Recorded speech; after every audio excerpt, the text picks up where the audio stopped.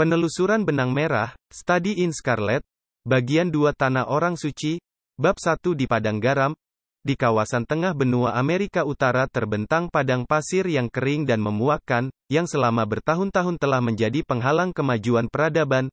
Dari Sierra Nevada ke Nebraska, dari Sungai Yellowstone di utara hingga Colorado di selatan, kawasan tersebut terisolir dan sunyi.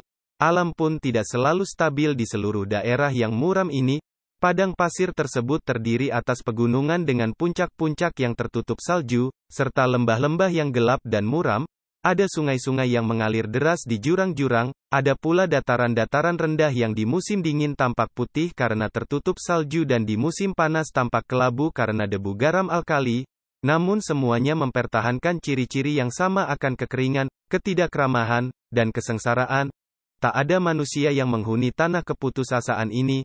Sekelompok Indian Pahuni atau Blackfeet sesekali melintasinya untuk mencapai lahan perburuan, tapi pemburu yang paling berani pun merasa gembira ketika sudah meninggalkan padang garam itu dan kembali berada di padang rumput. Koyote-koyote mengintai di sela sesemakan, burung-burung nazar mengepak-ngepakkan sayap di udara, dan beruang grizzly yang kikuk tecer huyung-huyung melintasi sungai kering yang gelap, sambil meraih makanan apapun yang bisa ditemukannya di sela bebatuan. Hanya merekalah penghuni padang garam itu. Di seluruh dunia tidak ada tempat yang lebih kering daripada lereng utara Sierra Blanco. Sejauh mata memandang, terbentang padang pasir yang iwas, semuanya tertutup debu garam alkali, di sana-sini diselingi oleh semak chaparral yang pendek. Di kaki langit tampak sederetan puncak pegunungan dengan pucuk-pucuk bergerigi yang dihiasi salju. Di kawasan ini tidak terlihat tanda-tanda kehidupan, atau apapun yang mendekati kehidupan. Tidak ada burung di langitnya yang biru keabuan, tidak ada gerakan di tanahnya yang kelabu pudar. Yang ada hanyalah kesunyian total. Sekalipun sudah berusaha keras, siapapun tidak akan mampu mendengar apa-apa, hanya kesunyian total yang mematahkan semangat. Di atas dikatakan bahwa tidak ada apapun yang mendekati kehidupan di kawasan tersebut. Namun jika seseorang memandang ke bawah dari Sierra Blanco, ia akan melihat jalan setapak yang berliku-liku di padang pasir dan akhirnya menghilang di kejauhan. Jalan setapak itu dipenuhi bekas-bekas roda kereta dan jejak kaki sekian banyak petualang. Di sana-sini bertebaran benda-benda putih yang kemilau tertimpa cahaya matahari, mencuat di tengah-tengah tumpukan garam alkali yang pudar. Dekati, dan periksa benda-benda itu.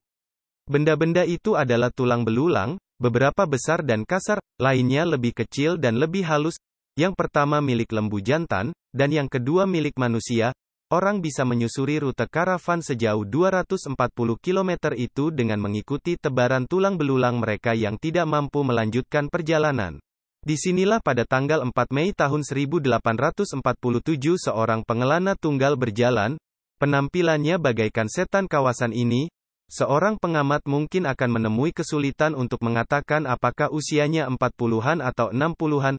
Wajahnya kurus dan kasar, kulitnya yang kecoklatan tertarik rapat di tulang-tulang pipinya yang menonjol, rambut dan janggutnya coklat beruban, matanya cekung dan membara dengan semangat yang tidak wajar, sementara tangannya yang mencengkeram senapan hampir-hampir sama kurusnya dengan kerangka. Ia berdiri dengan bertumpu pada senapannya. Sosoknya yang jangkung dan tulang-tulangnya yang besar menunjukkan tubuh yang liat serta kuat, tapi wajahnya yang kurus dan pakaiannya yang menjuntai menutupi tubuh yang kurus kering, menyatakan bahwa pria ini sedang sekarat karena kelaparan dan kehausan.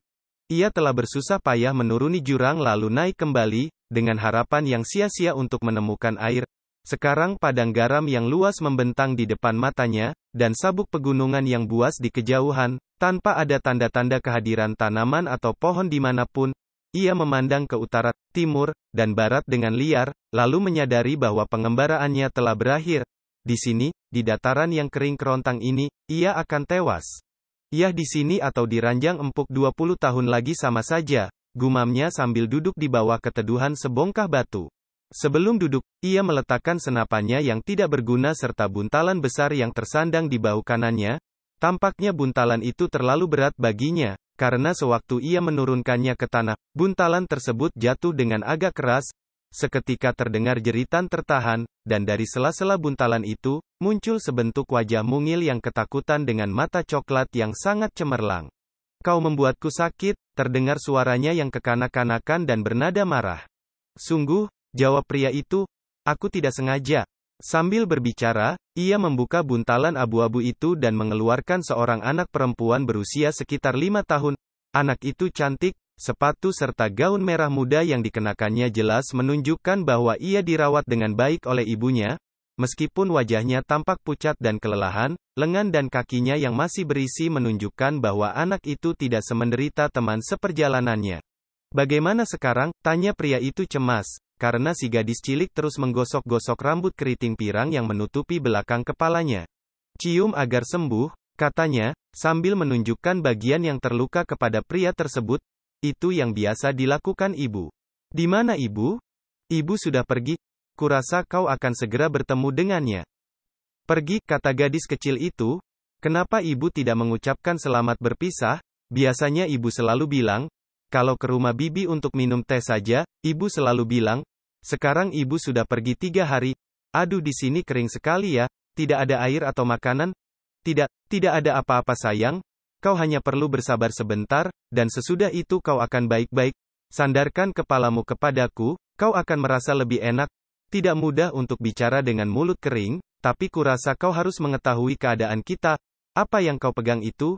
Barang-barang cantik, barang-barang bagus, seru gadis kecil itu dengan penuh semangat, mengacungkan 2 keping mika yang berkilau-kilau. Sesudah tiba di rumah nanti akan kuberikan pada kakakku Bob. Kau akan segera melihat barang-barang yang lebih cantik, kata pria itu yakin. Kau tunggu saja sebentar. Nah, sampai di mana aku tadi? Oh ya, kau ingat sewaktu rombongan kita meninggalkan sungai? Ya, well, tadinya kita mengira, kita akan bertemu sungai lagi. Tapi ada yang tidak beres. Kompas, peta, atau apa. Dan sungainya tidak ketemu. Kita kehabisan air. Hanya ada beberapa tetes untuk bocah kecil seperti dirimu, dan kau tidak bisa mandi. Gadis kecil itu memotong, menatap wajah temannya yang muram. Ya, kami juga tak bisa minum. Dan Mister benar dia yang pertama pergi, lalu Indian Pete, Mrs. McGregor, Johnny Holmes, lalu sayang, ibumu. Kalau begitu ibu juga mati, seru si gadis kecil, menutupi wajah dengan celemeknya dan menangis terisak-isak. Ya, semuanya sudah meninggal, kecuali kau dan aku. Aku menggendongmu ke sini karena kupikir masih ada kemungkinan kita menemukan air, tapi ternyata keadaannya tidak bertambah baik. Sekarang kesempatan kita sangat kecil. Maksudmu kita juga akan mati? Tanya si gadis kecil. Tangisnya terhenti sejenak dan ia mengangkat wajahnya. Kurang lebih begitulah. Kenapa tidak kau katakan dari tadi? Gadis kecil itu tertawa riang. Kau menakut-nakuti aku saja. Mati sih tak apa-apa soalnya kita akan bertemu ibu. Ya, kau akan bertemu ibumu sayang. Kau juga. Aku akan cerita pada ibu, kau baik sekali padaku. Taruhan, ibu pasti menyambut kita di pintu surga membawa seguci besar air dan kue gandum yang sangat banyak. Panas-panas kedua sisinya dipanggang. Aku dan Bob sukanya begitu. Berapa lama lagi? Aku tidak tahu. Sebentar lagi mungkin. Pandangan pria itu terpaku ke kaki langit di utara. Dalam kebiruan langit muncul 3 bintik yang semakin lama semakin besar. Begitu cepat ketiganya mendekat. Sesaat kemudian, ketiga bintik itu telah menjadi 3 burung besar kecoklatan yang terbang berputar-putar di atas kepala kedua pengelana tersebut, lalu mendarat di bebatuan di atas mereka. Ketiganya adalah burung pemakan bangkai yang datang mendului maut. Ayam, pekik si gadis kecil dengan gembira, ditunjuknya ketiga burung nazar sambil bertepuk tangan memanggil mereka. Tuhankah yang menciptakan tanah ini? Tentu saja. Sahut temannya, agak terkejut mendengar pertanyaan yang tidak terduga itu. Tuhan menciptakan Illinois dan Missouri, kata si gadis kecil, tapi kurasa bukan dia yang menciptakan tanah ini. Pekerjaannya kurang bagus, mereka melupakan air dan pohon-pohon. Bagaimana kalau kita berdoa? Tanya pria itu. Sekarang belum malam, tukar si gadis kecil. Tidak masalah, memang bukan waktu yang biasa, tapi aku yakin dia tidak keberatan. Kau ucapkan saja doa yang biasa kau ucapkan setiap malam di kereta sewaktu kita di dataran. Kenapa kau tidak berdoa sendiri? Tanya gadis kecil itu penasaran. Aku tidak ingat. Aku sudah tidak berdoa lagi sejak tinggiku separuh senapan ini. Tapi kurasa tidak ada kata terlambat untuk berdoa. Ucapkan doamu keras-keras, aku akan mengikutinya. Kalau begitu kau harus berlutut, dan aku juga. Kata si gadis kecil sambil membentangkan selendang abu-abu yang tadi membungkusnya. Kau harus mengangkat tanganmu seperti ini, dengan begitu kau merasa lebih enak. Seandainya di tempat itu ada manusia lain, mereka pasti akan terpana menyaksikan pemandangan yang ganjil itu. Gadis kecil yang polos dan petualang berpengalaman, berlutut bersama-sama di atas selendang sempit. Wajah gadis kecil yang elok dan wajah petualang yang kasar, keduanya menengadah ke langit yang tidak berawan, sementara dua suara, yang satu pelan dan jernih, yang lain berat dan serak, bersatu meminta belas kasihan dan pengampunan. Setelah berdoa, kedua orang itu kembali duduk di bayang-bayang batu besar hingga si gadis kecil jatuh tertidur, meringkuk di dada pelindungnya. Pria itu terus mengawasi sang bocah, tapi akhirnya ia tak mampu menolak panggilan alam. Sudah 3 hari 3 malam ia tidak membiarkan dirinya beristirahat.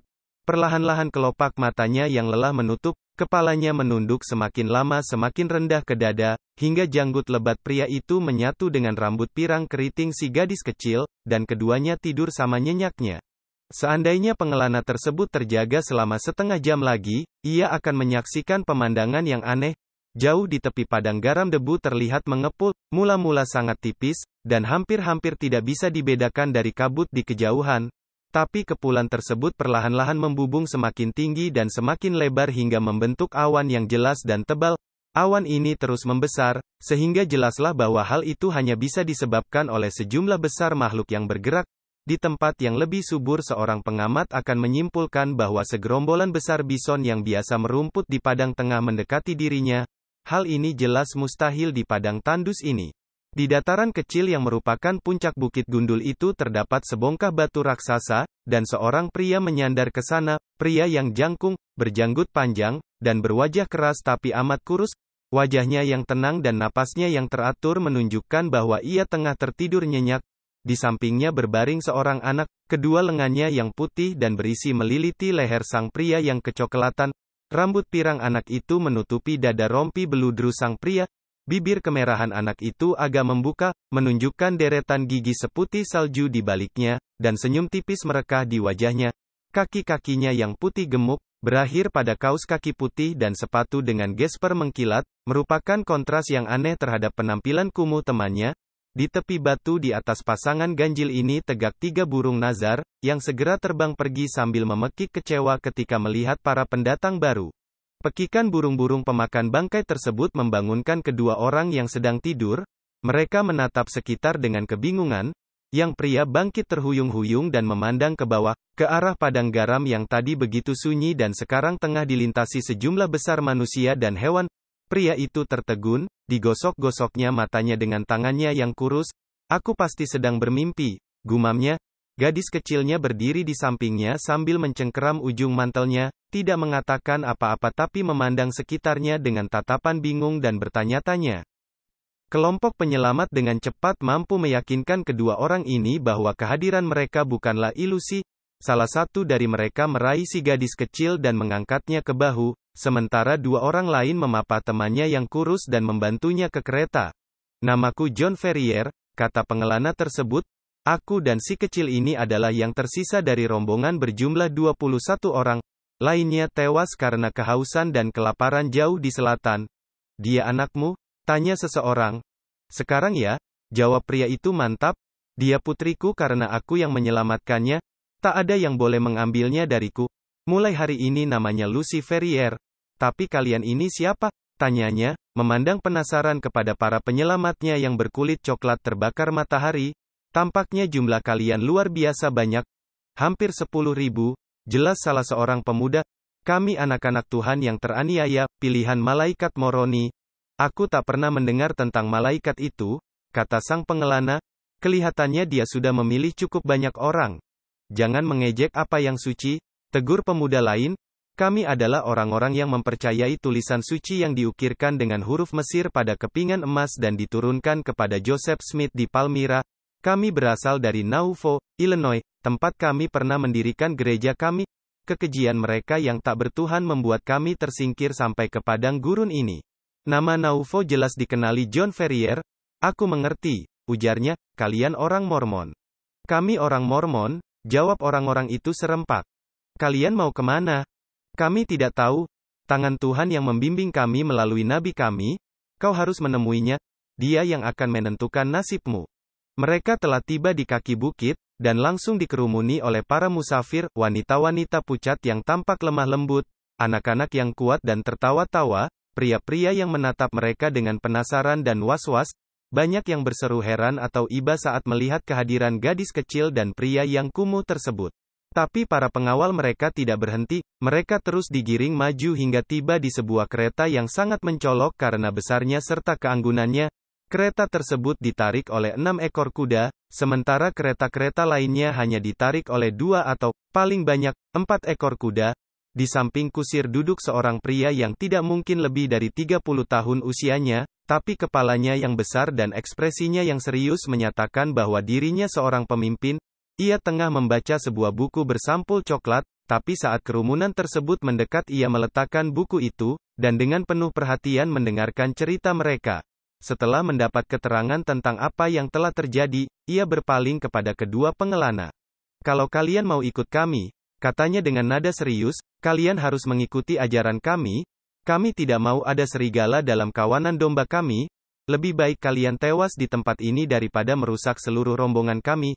Kalian menyetujui syarat ini?" "Syarat apapun akan kusetujui," kata John Ferrier, dengan penekanan begitu rupa sehingga para tetua pun tersenyum simpul, hanya pemimpinnya yang tetap kaku. "Bawa orang ini saudara Stangerson," kata sang nabi, "berikan makanan dan minuman kepadanya, juga kepada anak kecil itu. Kau juga bertugas untuk mengajarkan kredo suci kita kepada mereka. Nah, kita sudah tertunda cukup lama. Maju ke Zion! Maju ke Zion!" seru kelompok orang Mormon tersebut, dan kata-kata itu menyebar ke sepanjang karavan, diiringi lecutan cambuk dan derik roda. Kereta-kereta besar mulai melaju, dan tak lama kemudian seluruh karavan kembali bergerak. Tetua yang dipilih untuk merawat kedua pengelana tersebut mengajak mereka ke keretanya. "Tempat makanan telah tersedia. Kalian harus tetap di sini," ujarnya. "Dalam beberapa hari kalian akan pulih. Sementara itu, ingatlah bahwa sejak sekarang hingga selama-lamanya kalian adalah umat kami." Brigham Young sudah mengatakannya, dan ia berbicara dengan suara Joseph Smith yang merupakan suara Tuhan sendiri. Bab 2, Bunga Utah.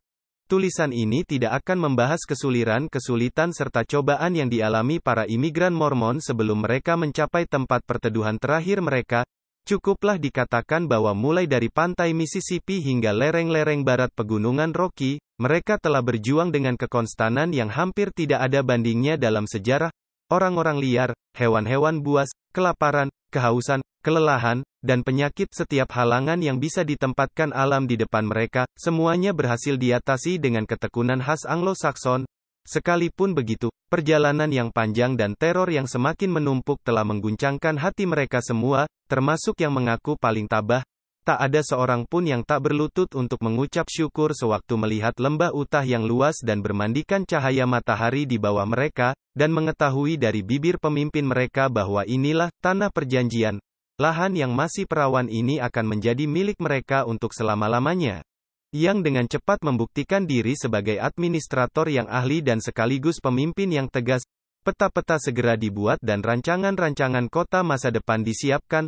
Tanah-tanah pertanian dibagi secara proporsional kepada setiap individu. Para pedagang diberi tempat untuk berdagang dan para seniman diberi kesempatan untuk mengembangkan bakat mereka. Di kota jalan-jalan dan lapangan bermunculan seakan-akan secara ajaib. Di pedalaman dibangun saluran dan sistem irigasi, lalu dilakukan pembersihan lahan dan penanaman, sehingga pada musim panas berikutnya seluruh kawasan tersebut tampak keemasan oleh ladang gandum. Segalanya tampak baik di permukiman yang aneh ini. Di atas semua itu, gereja besar yang mereka bangun di tengah-tengah kota sudah hampir rampung. Dari subuh hingga menjelang senja, dentangan palu dan keributan gergaji tidak pernah berhenti. Semua dengan bersemangat mendirikan tugu peringatan bagi dia yang telah menuntun mereka melewati banyak bahaya dengan selamat. Kedua pengelana, John Ferrier dan gadis kecilnya, mengikuti para Mormon hingga akhir perjalanan panjang mereka. Lucy Ferrier menumpang di kereta tetua Stangerson, yang ditempatinya bersama ketiga istri serta seorang putranya, bocah keras kepala berusia 12 tahun. Dengan elastisitas kanak-kanak, Lucy segera pulih dari kematian ibunya dan beradaptasi dengan kehidupan barunya di rumah kanvas yang bisa bergerak itu. Dalam waktu singkat, ia menjadi kesayangan ketiga istri tetua Stangerson. John Ferrier pun rela pulih kesehatannya, dan membuktikan diri sebagai pemandu yang berguna serta pemburu yang tidak kenal lelah. Begitu cepat ia merebut respek teman-teman barunya, sehingga sewaktu mereka tiba di akhir perjalanan, semua setuju bahwa ia berhak mendapat lahan yang sama luas dan suburnya dengan anggota-anggota lama kelompok itu, yang dan keempat tetua utama yaitu Stangerson, Kembal, Johnston, dan Draper, tentu saja mendapat bagian lebih banyak.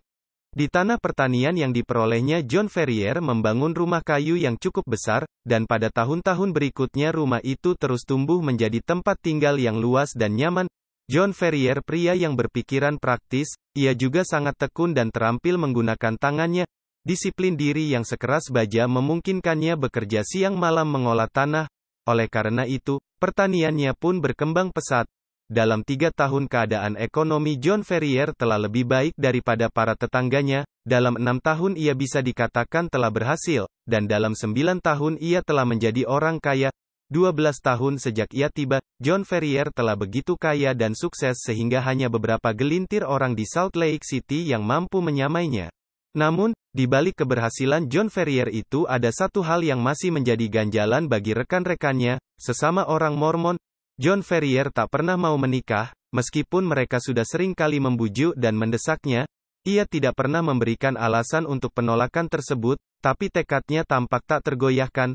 Hal ini membuat beberapa orang menuduhnya tidak sungguh-sungguh memeluk keyakinan Mormon, yang lain mengatakan ia terlalu cinta uang dan enggan mengeluarkan biaya. Ada pula yang mengungkit kisah cinta John Ferrier di masa lalu dan menganggapnya patah hati. Apapun alasannya, John Ferrier tetap membujang, walau dalam semua aspek lain ia taat kepada aturan-aturan agama barunya. Lucy Ferrier tumbuh dalam rumah kayu yang dibangun ayah angkatnya, dan dengan rajin membantu sang ayah mengerjakan tugas sehari-hari. Udara segar pegunungan dan bau balsam pohon-pohon pinus berfungsi sebagai ibu serta pengasuh bagi gadis kecil itu. Seiring dengan bergantinya tahun, Lucy tumbuh semakin jangkung dan kuat, pipinya lebih kemerahan dan langkahnya lebih ringan. Banyak orang yang lewat di tepi tanah pertanian Ferrier menatap Lucy dengan penuh damba, saat gadis itu melintasi ladang gandum atau menunggangi Mustang ayahnya dengan kelincahan serta keanggunan koboi sejati. 12 tahun setelah mereka tinggal di Utah, saat John Ferrier dinobatkan sebagai salah satu orang terkaya di kawasan itu, Lucy pun mencatat prestasi sendiri. Ia telah tumbuh menjadi gadis tercantik di Utah. Bunga Utah itu telah mekar. Tapi bukan sang ayah yang pertama kali menyadari bahwa gadis kecilnya telah menjelma menjadi wanita muda. Biasanya memang begitu. Perubahan misterius itu terjadi secara bertahap dan tak kentara sehingga kurang disadari oleh anggota keluarga yang terdekat. Dan yang paling tidak menyadarinya adalah si gadis sendiri, hingga suatu ketika ia mendapati jantungnya berdebar-debar saat mendengar suara seorang pria atau merasakan sentuhannya. Pada waktu itulah ia tahu, dengan perasaan bangga bercampur takut, bahwa sesuatu yang baru telah bangkit dalam dirinya. Beberapa gadis mungkin tidak bisa mengingat kejadian kecil yang menandai dimulainya era baru dalam kehidupan mereka itu, namun tidak demikian halnya dengan Lucy Ferrier. Bagi Lucy kejadian itu sangat serius, terlepas dari pengaruhnya di masa depan terhadap nasib Lucy sendiri serta nasib orang-orang lain yang terlibat. Saat itu adalah suatu pagi yang hangat di bulan Juni. Latter-day Saints, sebutan lain untuk orang-orang Mormon, semua sibuk bekerja. Di tanah pertanian maupun di kota terdengar dengung kesibukan orang-orang yang menjalankan profesi masing-masing. Di jalan-jalan berdebu terlihat iring-iringan keledai beban yang membawa para pemburu emas, semuanya menuju ke barat, karena demam emas telah melanda California dan rute darat membentang melintasi kota orang-orang pilihan. Di jalan-jalan itu juga melintas domba-domba serta ternak yang pulang merumput, dan rombongan-rombongan imigran yang kelelahan, pria-pria serta kuda-kuda yang sama lelahnya akibat perjalanan mereka. Di tengah-tengah keramaian inilah Lucy Ferrier memacu kudanya, mencari jalan dengan keahlian seorang penunggang kuda yang mahir. Ia mendapat tugas dari ayahnya untuk ke kota, dan tanpa rasa takut sedikit pun menempuh perjalanan itu, pikirannya terpusat pada tugas yang harus dilaksanakannya. Para petualang menatap Lucy dengan terpesona, bahkan orang-orang Indian yang kaku tampak lebih santai saat menikmati kecantikan gadis kulit pucat itu. Lucy sudah tiba di pinggir kota sewaktu mendapati jalannya terhalang oleh segerombolan besar ternak. Dalam ketidaksabarannya, ia berusaha menerobos celah di antara kawanan ternak ini. Ia baru saja masuk ke sana sewaktu ternak-ternak itu menutup jalannya, dan ia terkepung oleh puluhan banteng bermata liar serta bertanduk panjang yang terus bergerak. Karena biasa menghadapi ternak, Lucy tidak terlalu khawatir dengan keadaannya. Ia mengambil setiap kesempatan untuk terus maju, dengan harapan bisa menerobos gerombolan itu. Sialnya, tanduk salah satu banteng menumbuk panggul kudanya, sehingga kuda itu mengamuk. Seketika hewan tersebut mengangkat kedua kaki depannya dan melompat-lompat sambil meringkik murka. Situasinya sangat menegangkan. Setiap entakan kuda tersebut menyebabkan ia kembali tertanduk, dan kemurkaannya bertambah. Lucy hanya bisa bertahan di pelananya, karena turun berarti mati terinjak-injak. Tidak terbiasa dengan keadaan darurat yang tiba-tiba, ia mulai merasa pusing, dan pegangannya pada tali kekang mulai mengendur. Debu serta hawa panas memerangkapnya, membuatnya nyaris tak dapat bernapas, dan ia mungkin sudah menyerah. Di sampingnya tiba-tiba muncul seorang penolong. Dengan suara ramah orang itu memberikan dorongan pada Lucy, dan pada saat yang sama menangkap tali kekang kudanya lalu memaksa kuda yang ketakutan itu menerobos kerumunan ternak. Tak lama kemudian mereka berdua sudah berhasil keluar. "Kuharap kau tidak terluka, Nona," ujar sang penolong dengan sikap hormat. Lucy mendongak memandang wajah coklat yang keras itu dan tertawa gugup. "Aku merasa sangat ngeri," katanya polos. "Tak kusangka kudaku Ponco bakal ketakutan menghadapi segerombolan sapi." Bab 2, Bunga Utah. Tulisan ini tidak akan membahas kesulitan serta cobaan yang dialami para imigran Mormon sebelum mereka mencapai tempat perteduhan terakhir mereka. Cukuplah dikatakan bahwa mulai dari pantai Mississippi hingga lereng-lereng barat pegunungan Rocky, mereka telah berjuang dengan kekonstanan yang hampir tidak ada bandingnya dalam sejarah. Orang-orang liar, hewan-hewan buas, kelaparan, kehausan, kelelahan, dan penyakit, setiap halangan yang bisa ditempatkan alam di depan mereka, semuanya berhasil diatasi dengan ketekunan khas Anglo-Saxon. Sekalipun begitu, perjalanan yang panjang dan teror yang semakin menumpuk telah mengguncangkan hati mereka semua, termasuk yang mengaku paling tabah. Tak ada seorang pun yang tak berlutut untuk mengucap syukur sewaktu melihat lembah Utah yang luas dan bermandikan cahaya matahari di bawah mereka, dan mengetahui dari bibir pemimpin mereka bahwa inilah tanah perjanjian. Lahan yang masih perawan ini akan menjadi milik mereka untuk selama-lamanya. Yang dengan cepat membuktikan diri sebagai administrator yang ahli dan sekaligus pemimpin yang tegas. Peta-peta segera dibuat dan rancangan-rancangan kota masa depan disiapkan. Tanah-tanah pertanian dibagi secara proporsional kepada setiap individu. Para pedagang diberi tempat untuk berdagang dan para seniman diberi kesempatan untuk mengembangkan bakat mereka. Di kota jalan-jalan dan lapangan bermunculan seakan-akan secara ajaib. Di pedalaman dibangun saluran dan sistem irigasi, lalu dilakukan pembersihan lahan dan penanaman, sehingga pada musim panas berikutnya seluruh kawasan tersebut tampak keemasan oleh ladang gandum. Segalanya tampak baik di permukiman yang aneh ini. Di atas semua itu, gereja besar yang mereka bangun di tengah-tengah kota sudah hampir rampung. "Selamat tinggal," jawab pemuda itu sambil mengangkat topi lebarnya dan membungkuk ke tangan mungil Lucy. Lucy memutar kudanya melecutkan cambuknya dan melesat pergi diiringi kepulan debu. Jefferson Hope muda melanjutkan perjalanan bersama teman-temannya, ekspresinya suram dan serius. Ia dan teman-temannya termasuk kelompok pencari perak di pegunungan Nevada, dan tengah kembali ke Salt Lake City dengan harapan bisa menggalang dana untuk menggali sumber perak yang mereka temukan. Sebagaimana rekan-rekannya, Jefferson Hope mencurahkan perhatian sepenuhnya kepada usaha yang sedang mereka tangani, namun kejadian yang tak terduga hari ini membuat perhatiannya terpecah. Ingatan akan seorang gadis muda yang polos memicu debur jantungnya dan mengguncangkan hatinya hingga ke dasar yang paling dalam. Sewaktu gadis itu menghilang dari pandangannya, Hope pun menyadari bahwa ia tengah menghadapi krisis dalam kehidupannya. Spekulasi tentang perak atau usaha lainnya rasanya terlalu sepele dibandingkan dengan pengalaman baru ini. Cinta yang telah tumbuh dalam hatinya bukanlah perasaan tiba-tiba yang mudah berubah khas seorang bocah, tapi merupakan perasaan menggebu-gebu seorang pria yang berkemauan kuat dan pemarah. Hope terbiasa meraih sukses dalam setiap usahanya, dan ia bersumpah akan berusaha mati-matian untuk merebut hati Lucy Ferrier. Ia mengunjungi John Ferrier malam itu, dan berulang-ulang setelah itu, sehingga wajahnya dikenal baik di tanah pertanian tersebut. Ferrier, terkurung di lembah dan tenggelam dalam pekerjaannya, hanya memiliki sedikit kesempatan untuk mengetahui keadaan dunia Iwar selama 12 tahun terakhir ini. Semua itu mampu diceritakan Jefferson Hope kepadanya, dan dengan gaya yang sangat menarik. Hope salah seorang pionir di California, dan memiliki banyak kisah seru tentang orang-orang yang memperoleh atau kehilangan harta pada hari-hari yang liar itu. Ia juga pernah menjadi pemandu, penangkap binatang liar, peternak, dan terakhir, pencari perak. Dimanapun ada petualangan menarik, di situ pasti ada Jefferson Hope. Dalam waktu singkat, Jefferson Hope telah menjadi kesayangan John Ferrier. Petani tua itu sering secara terang-terangan memujinya.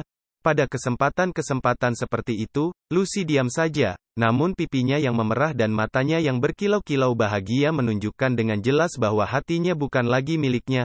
Ayahnya yang jujur mungkin tidak memperhatikan gejala-gejala ini, tapi pria yang telah merebut hatinya tentu saja menyadarinya. Suatu malam di musim panas, Jefferson Hope mengunjungi tanah pertanian dan berhenti di gerbangnya. Lucy tengah berada di ambang pintu, dan keluar menyambutnya. Hope mengikat tali kekang kudanya di pagar dan melangkah menyusuri jalan masuk. "Aku harus pergi, Lucy," katanya sambil memegang kedua tangan gadis itu dan menatapnya lembut.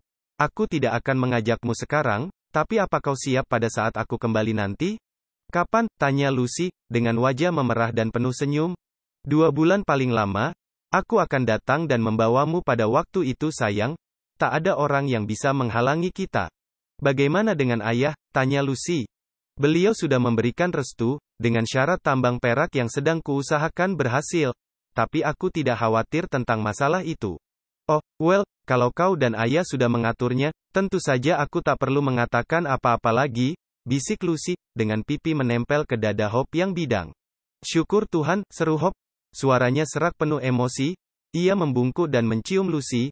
"Kalau begitu, beres. Semakin lama aku tinggal di sini, semakin sulit bagiku untuk pergi.